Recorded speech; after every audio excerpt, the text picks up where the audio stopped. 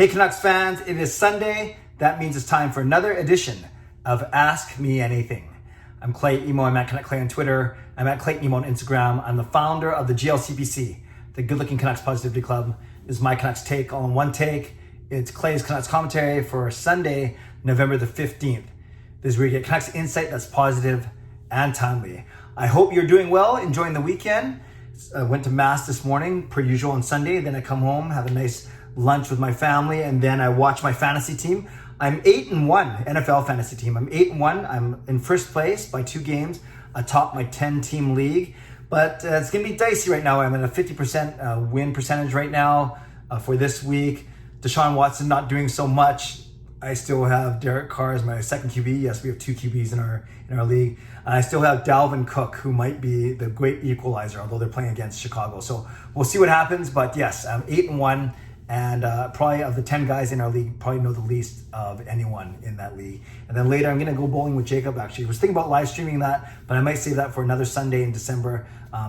Yeah, I think it'd be kind of cool if, I live stream a bowling match between me and my 2 sons and maybe my daughter as well. Okay, let's get to some questions. Not as many as last week, but maybe that's a good thing. This video won't run for 16 minutes. I'll probably run between 8 and 10 minutes, but I have 8 good questions amassed from both YouTube and Twitter. So let's get right into it. The first ones are from YouTube.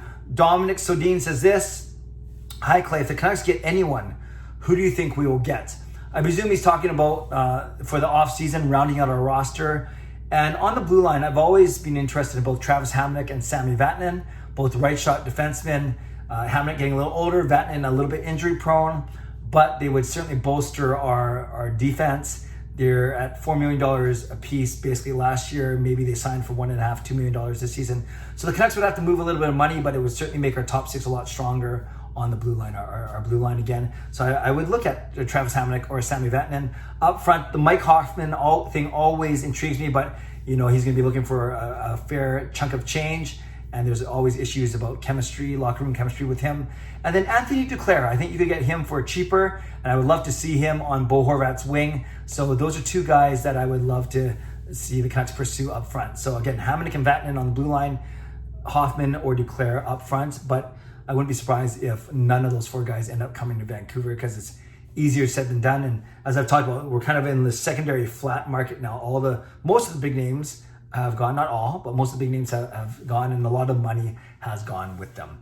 Maestro from YouTube says this: what was your reaction when the Canucks traded for Marcus Naslund? Admittedly, at the time, it wasn't a big reaction because I barely remember it. In fact, I didn't look this up before because I try not to bias myself before I start doing this. So I'm going to look it up right now. When was Marcus Naslund traded to Canucks? So he was traded back in 1996. Okay, so back in 96, I was certainly a Canucks fan, but I certainly didn't follow the team as closely as I did now. And I think at the time that Naslund hadn't really done much in Pittsburgh, so I didn't. I'm just looking him up right now as we do this. Career statistics. Yeah, in Pittsburgh, actually that's not bad. What am I talking about? He had 52 points in 66 games. That's pretty good, actually. So, but admittedly, I didn't know a lot about him. I wasn't following the team as closely back in 96. So I think it was the combination of those 2 things is I didn't know a lot about him, and I wasn't following the team as much. Now, we know, obviously, that would turn out to be an awesome trade for the Vancouver Canucks, maybe the best in history. But I'll admit to you, Maestro, at the time, not knowing so much about the team and Naslund's background, and I didn't take the time to do a lot of research after the trade. I didn't think much of it, but obviously I do now. So that's a great question, Maestro. And I think if that trade happened today, I'd be all over it, vlogging about it 5 minutes after it happened. But it was a different time way back in 1996. Nucks fan number 29 says this: Clay, what is your opinion of the fans pushing to have Gino Odjick raised to the Ring of Honor? I'm all for it. Yeah, I'm all for it too. I did actually a vlog 2 weeks ago talking about Ryan Kessler in the Ring of Honor. And 50% of people agreed with me, and 50% of people said no way. And then in the last week or so, this movement to have Gino Odjick, especially as his health is failing, to have him raised as the 8th Ring of Honor participant, I would be all for that. He obviously was a very, very popular Canuck, still is today, great in the community, Pavel Bure's best friend and his bodyguard. So I would have no problem, zero problem with Gino Odjick being the next member of the Canucks Ring of Honor, joining guys like Orlin Kurtbach, Matthias Olin, Harold Sneps, Alex Burrows, of course, Thomas Gradine, Kirk McLean, and I'm missing one as I named all 6 of those guys. I know there's 7 up there. Pat Quinn, yes. So then I have no problem. Gino would be the 8th. And then if you don't count Gino, whether Luongo gets into the Ring of Honor or his jersey retired, I think that's debatable. We're not sure. I've also heard Kessler's name, Bieksa, and maybe even Alex Edler once he actually retires. So yes, no problem with Gino being getting into the Ring of Honor. Nick Strelick from YouTube says this: Hey Clay, do you think Boeser will go to a different team by trade or free agency? I want to get a Boeser jersey, but I'm nervous about it because I don't know if he's staying. Now, Nick, I know Nick, you left this comment on my video about my jerseys, and Brock Boeser I have as one of the core 4: Boeser, Pettersson, Horvat, and Hughes. I think he will stay with the team. Now, we've always had these trade rumors. First, it was him for Dumba and others going back to Minnesota, and then we know that he's going to year 2 of his 3-year second contract. So he's in line for a big raise, at least $7.5 million. But I think the Canucks will find a way to keep him. I think he does a lot of good things. I think his teammates love him. I think fans love him. And I think he's not maybe the core piece like a Pettersson or Hughes would be, but he's right there in the next tier with Horvat and with JT Miller and Thatcher Demko. So yes, don't be nervous. Go get the jersey, Nick. And if he ends up getting traded, I will pay you for half of that jersey. Well, I don't know if I'll do that, but I'll make it up to you somehow. But don't be nervous. I think he's going to be here for a while. I think he'll be here until his 3rd contract, and then after that, we will see. So I'm not worried about losing Brock Boeser. Patrick Starr on YouTube says this: what inspired you to always be positive? Well, that's a nice question. I like answering those type of questions, Patrick. And anyone who knows me in person or who's met me at the arena or whatever knows that this positivity thing, it's not a shtick. It's who I am. I think really it comes down to how I was brought up and to my faith and my outlook on life overall.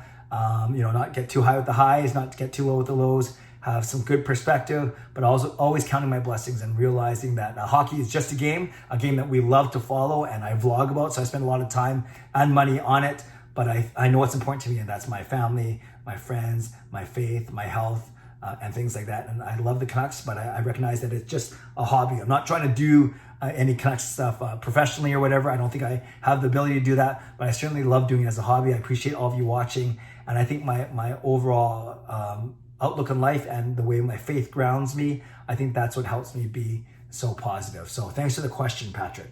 All right, 3 from Twitter. Thomas Canuck at CCanuck1 says, what prospect are you most excited about potentially joining the Canucks this year? A lot of ways I can go with this, but right now I'm saying Vasily Podkolzin, because I can see him joining our team in April or May, sooner if his team gets ousted from the KHL playoffs, a bit later if there's a World Hockey Championships, but there's no guarantee. But Podkolzin could join our team by the end of the season. I would love to see what he could do, maybe on a 3rd or 2nd line. He's not going to be a top line player right away. And then I'm also excited about Jack Rathbone, but I don't think he's going to be this season. I think that Olli Juolevi has a leg up on him. So down the road, I'm excited about Jack Rathbone. But for this season, I'd say up front, Podkolzin, if he joins the team at the end of the season. And at the start of the season, I am excited for Juolevi. I'm not down on him. I know it's been a rough start. I know he hasn't made an impact as quickly as people want him to. But he did show well in that one game against Minnesota in the postseason. And I think he's ready to take that next step. So overall for the season, I'd say Olli Juolevi, but I'm very intrigued by Podkolzin potentially joining at the end of the season. Diaper-filled piss baby at 789012NE says this: when will your children start putting the Christmas lights on the house? That was a good reference to the video I posted from last weekend of me tumbling into our house from our 2nd floor bedroom window. And to be honest, the boys did help that day. I appreciate the question. But yes, we were all on the roof. They got in a lot easier than I did. I'm bigger, fatter, less mobile, less agile, less flexible. And you saw the result on my Twitter and on my YouTube page. But yes, they actually are helping.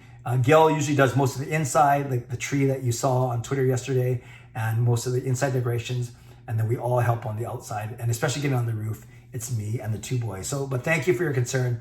I appreciate that. Lastly, Kevin Tulak, at Kevin Tulak on Twitter says this: will you be doing a return to hockey parody song when the season starts again? If so, how do you make sure it sounds better than you look? Well, to answer that second question, I'm going to take that as a compliment, meaning you think I'm good looking, so I have to make it sound even better. I will do that. I got a couple mics. I'm learning how to mix better. And if I have like my usual partner in crime, Marie Huey, she makes anything sound good. And then the actual question of doing one, yeah, I've been contemplating retiring from doing the parody songs. I'm 46 years old. You know, there are a lot more people more talented than me, but it's kind of like my thing, right? I've done 36 Canuck songs over the past decade. And I know Canucks fans, they don't count on me, but they expect one or two from me a year. The last one we did was Christmas, Have Yourself a Merry Canucks Christmas. And then we did the Brady Bunch song as well. So those were kind of cool. And then we did, of course, 2 playoff songs, I'm So Excited and then Finesse. So I still, as long as Marie still trusts me to write the lyrics and have her sing them, and she, like I said, she makes anything sound good, I think I'll likely be in a really good mood when the season starts, and I'll likely want to do something. I have a couple ideas churning already. But we'll see. I think there will be a time and place, maybe sooner as opposed to later, maybe later as opposed to sooner, where I will indeed hang it up and let some younger and more talented people do the parody songs. But I'm still doing them, and they're still, for the most part, really well received. And the fact that people ask about them, like you, Kevin, maybe it encourages me to actually do one again when the season starts. So we shall see. But I say that now, but ultimately, I can't see myself not doing one once the season picks up once again. I was ready to do a song for every round the Canucks won, so why not have one ready for the start of the regular season? Okay, everyone, thanks for asking. Wonderful questions today. Nice variety. I hope I answered them to your satisfaction. Leave a comment below on any of my answers, or if you want to answer any of those as well, that is fine with me. I will read, react, and reply as always. And don't forget my live stream now for the last month. It's on Monday night, so I hope you join me tomorrow night at 10 o'clock for my weekly live stream Monday night on YouTube, but I'll do a vlog tomorrow during the day prior to that. Okay, everyone, I hope that you subscribe if you'd like to, like this video if you'd like to, enjoy the rest of your Sunday, stay safe, stay healthy, take care of yourselves, and take care of each other. God bless, and go Canucks go.